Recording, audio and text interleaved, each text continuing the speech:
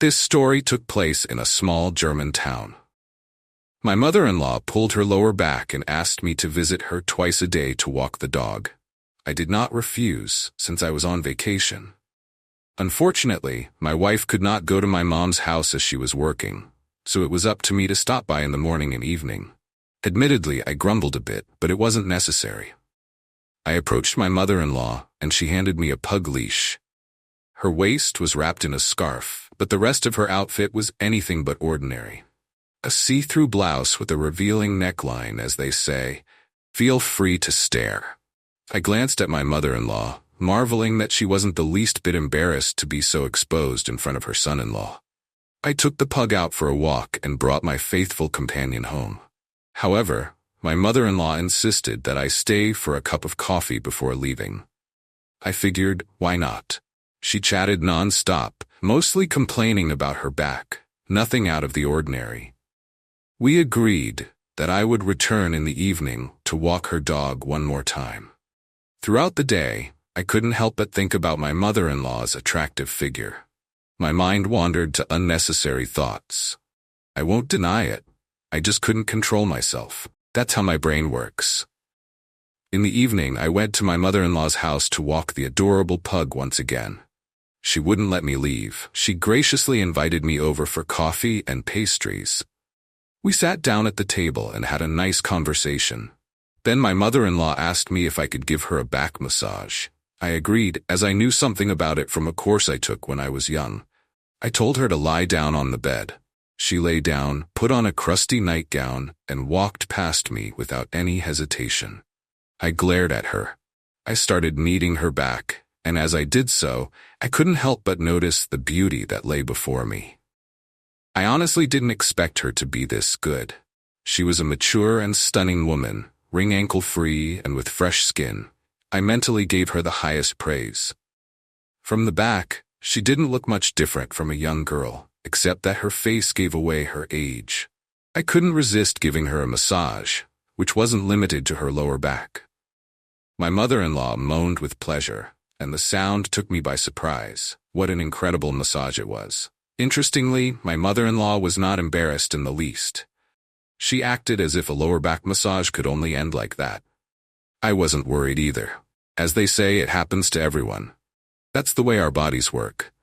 If it flares up, it flares up. My mother-in-law moaned with pleasure, and the sound took me by surprise. What an incredible massage it was. Interestingly, my mother-in-law was not embarrassed in the least. She acted as if a lower back massage could only end like that. I wasn't worried either. As they say, it happens to everyone. That's the way our bodies work. If it flares up, it flares up. It's there to be tired of. I answered her question with a question. I went to my mother-in-law's house again. She greeted me with a happy smile and looked even more cheerful than last time. As usual, she gave me the leash. I walked the dog and came back. My mother-in-law was already lying on the couch. Anyone could see what she was implying.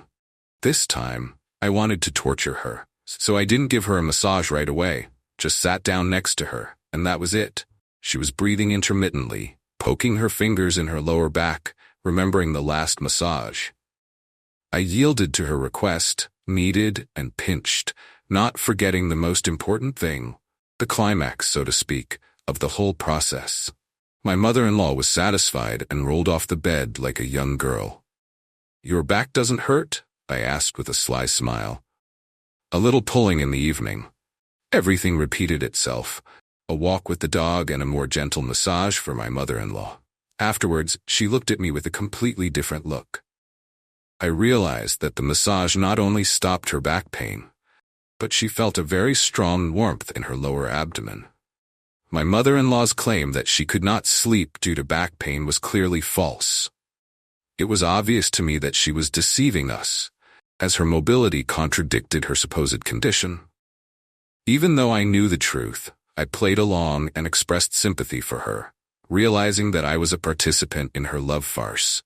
However, this situation made me realize that my mother-in-law's health was not going to improve.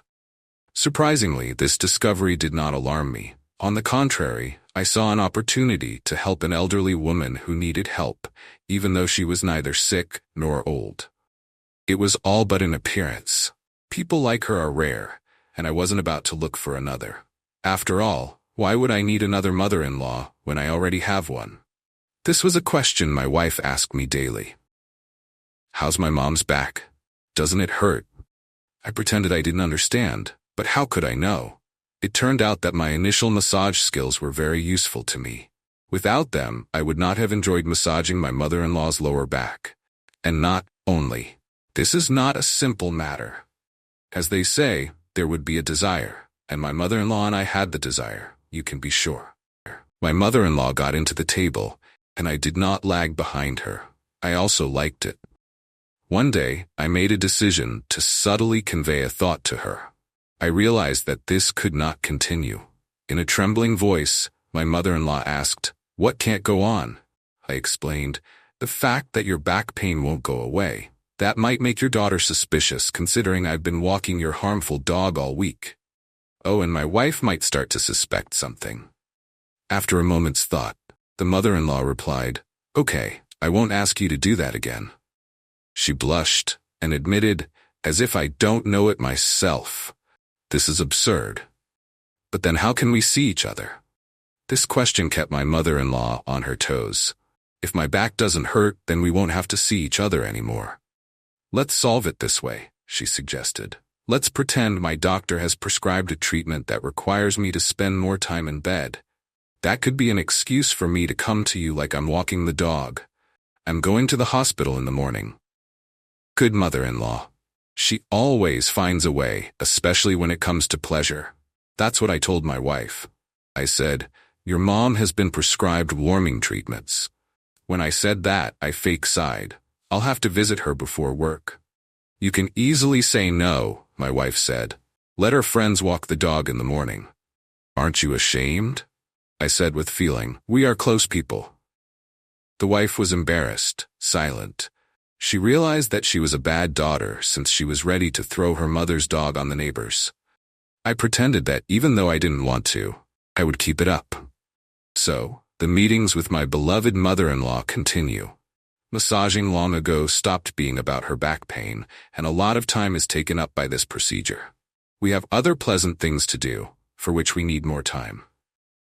So, my secret meetings with my alluring mother-in-law continued under the guise of warming procedures.